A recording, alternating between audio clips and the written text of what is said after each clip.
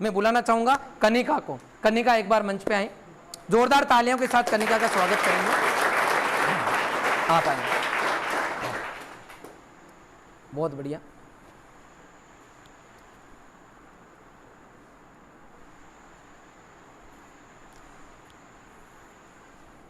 कनिका हमारे विवेकानंद हॉस्टल की स्टूडेंट रही है। लो बेटा ले लो। हाँ, ये कनिका जो है प्रॉपर चूरू की रहने वाली है। बहुत अच्छे से बिल्कुल सिंसियर तरीके से पूरी साल इसने तैयारी की।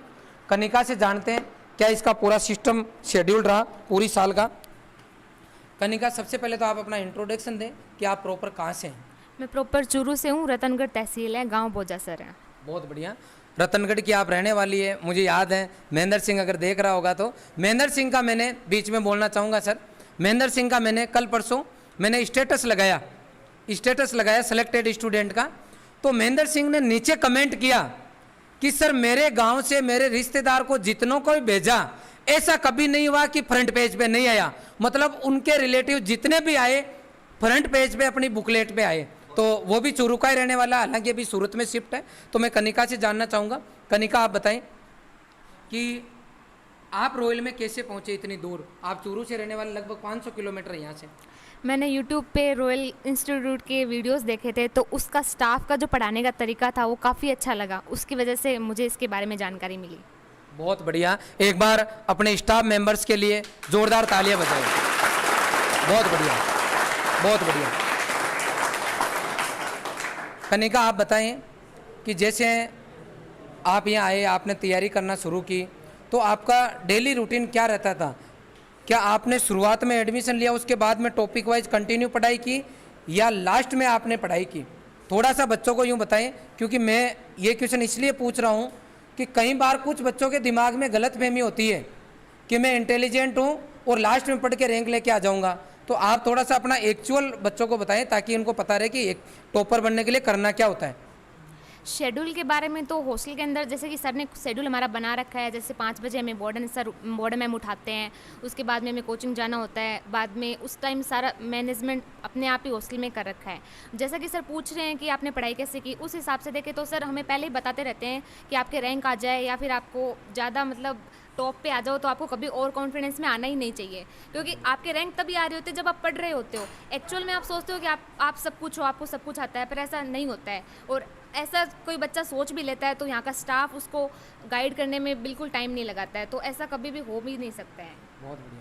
अच्छा चलो, यहाँ पूछना चाहूँगा, जैसे आपने देखा होगा रॉयल के सिस्टम को, तो कई बार बच्चे फर्स्ट टाइम आते हैं तो उनको लगता है यार कौन सी दुनिया में आ गए, अजीब से यहाँ रूल है। तो आप उनके बारे में क्या कहना चाहोगे। जैसा कि अपन सोच के आते हैं कि अपन बाहर पढ़ने आ रहे हैं तो मज़े करेंगे या फिर ऐसे, तो अब जब हॉस्टल के अंदर आते हैं तो अपन फ़ोन से भी दूर रहते हैं, मम्मा पापा से भी दूर रहते हैं, तो ऐसा लगता है कि जैसे अपन जेल में हैं। काफ़ी रूल्स रेगुलेशन होते हैं, तो बहुत आत्मा एक तरह से दुख पाती है 1 महीने के लिए तो, लेकिन अगर बच्चा उसको शेड्यूल में डाल लेता है ना तो सुख पाता है। अब मैं यहाँ पे खड़ी हूँ तो मेरे को भी ये बहुत प्रॉब्लम हुई थी यहाँ पे आने के बाद में, पर जेल सर ने बोला था कि आपको थोड़ी बहुत तो मेहनत करनी पड़ेगी। वही बात होगी, आत्मा से जब अपन कोई काम करते हैं तो सफलता तो मिलती है। बहुत बढ़िया। कनिका के लिए एक बार जोरदार तालियां बजाओ। मैंने जानबूझ के ये क्वेश्चन पूछा कि कैसा लगा आपको शुरू में आए, तो इसके मुंह से निकला वही जो कि जनरली हर बच्चे के एक बार मुंह से निकलता है कि ऐसा लग रहा है जैसे जेल में आ गए। क्यों, उसका मैं स्पष्ट करना चाहूँगा। रॉयल संस्थान ये मान के चलता है कि जिस उम्र में जो आपके पास काम है उसको आप ईमानदारी से करोगे तो उस टाइम जो आपके हाथ में काम है उसके लिए आप उस लक्ष्य तक पहुँचोगे। और वर्तमान टाइम में यदि आप बच्चा घर से दूर रहे और मोबाइल से दूर रहे, यही जेल है। अगर आप मोबाइल से दूर हो, रॉयल इंस्टीट्यूट के अंदर ये बार बार समझाया जाता है कि मोबाइल आपकी पढ़ाई में कहीं पर भी नहीं है, ये केवल आपके घर आने जाने के काम में आएगा, क्योंकि सिलेबस में कहीं पर मोबाइल दे ही नहीं रखा। पुराना पेपर कोई सा उठा के देख लो, पुराने पेपर में एक भी क्वेश्चन मोबाइल का है? नहीं है, बिल्कुल नहीं। एक भी क्वेश्चन नहीं है, एक भी क्वेश्चन पुराने पेपर में नहीं है।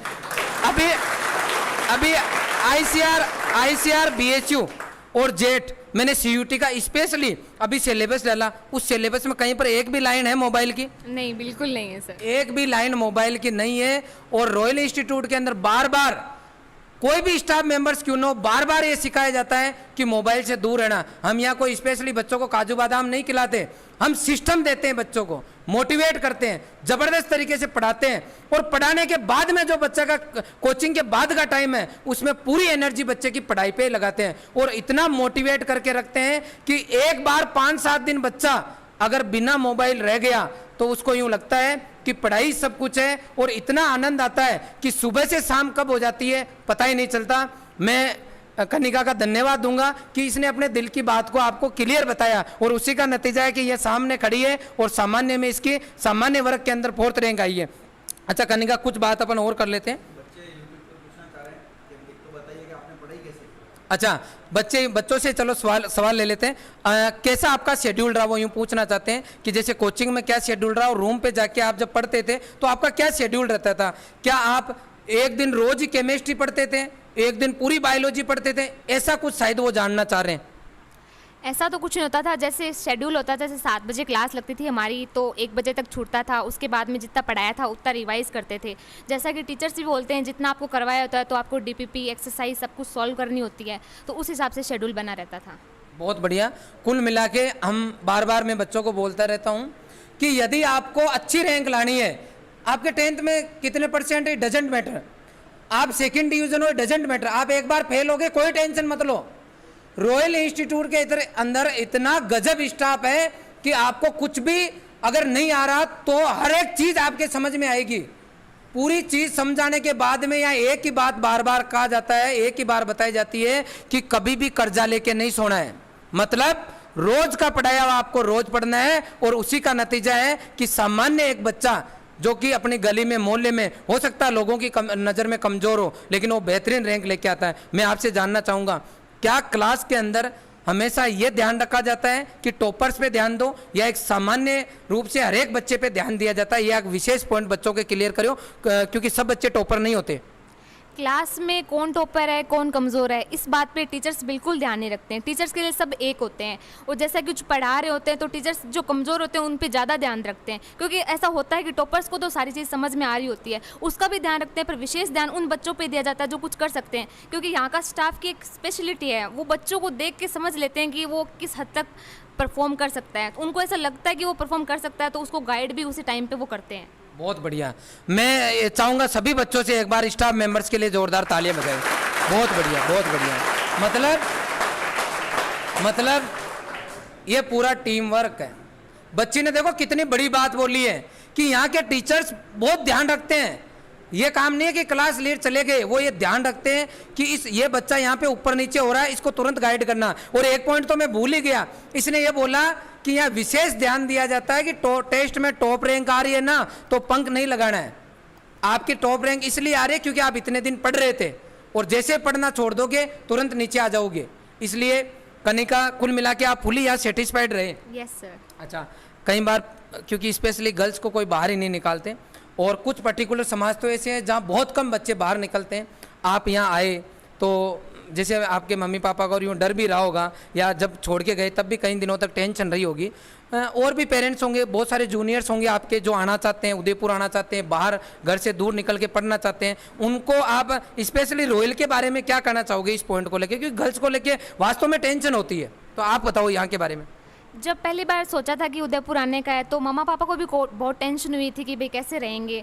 जब यहाँ पे आने के बाद में हॉस्टल का देखा कि मतलब वार्डन का जो बिहेवियर था उस हिसाब से रूल्स देखे, यहाँ पे फ़ोन नहीं मिलता है। सबसे ज़्यादा खुश तो मेरे पापा तब हुए थे कि यहाँ पे फ़ोन नहीं मिलता है, क्योंकि पेरेंट्स को भी पता होता है कि बच्चा डिस्ट्रैक्ट होता है उस चीज़ से। और फिर यहाँ पे जो सेफ एनवायरनमेंट था उस हिसाब से अगर आप यहाँ पे आने का सोच भी रहे हो तो गर्ल्स को हॉस्टल ही सबसे ज़्यादा अच्छी फैसिलिटी मिलेगी, क्योंकि पीजी के अंदर भी बच्चे डिस्ट्रैक्ट होते हैं फ़ोन के थ्रू। यहाँ पे फ़ोन नहीं मिलता, 1 महीने अपन को जेल जैसा जरूर लगता है लेकिन आने के बाद में पता ही नहीं चलता कब मेहनत करने लग जाते हैं।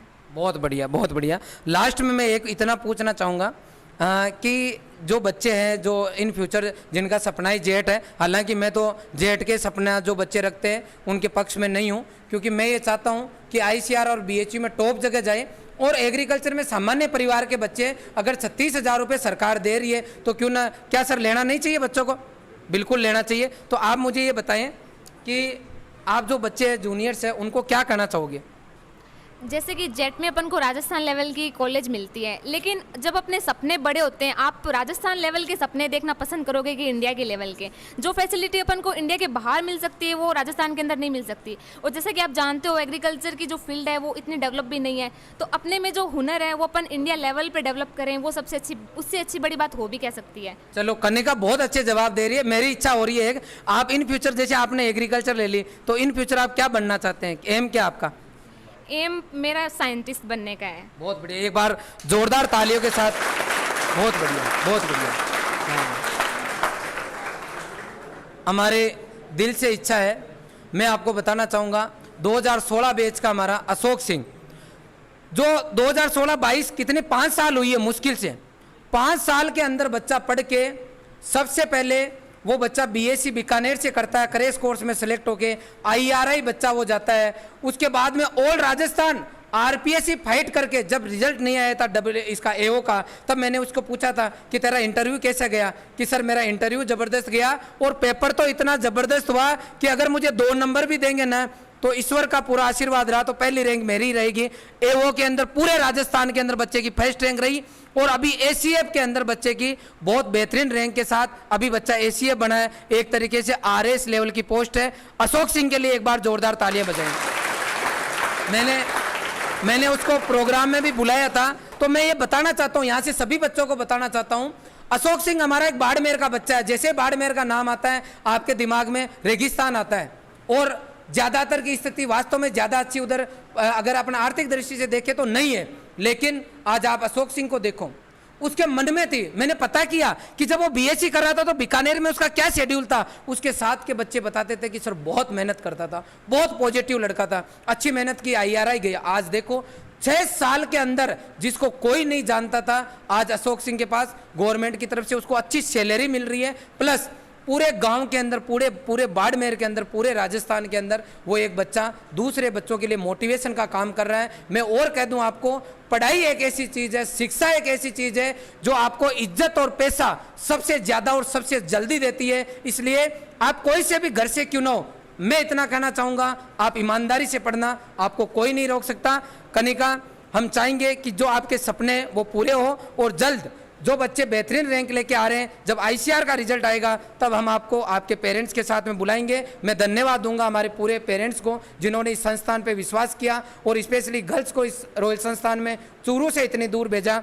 आपका एक बार पुनः हार्दिक शुभकामनाएं बेटा। Thank you sir. ओके बेटा, ओके, जोरदार तालियां बच्चे के लिए।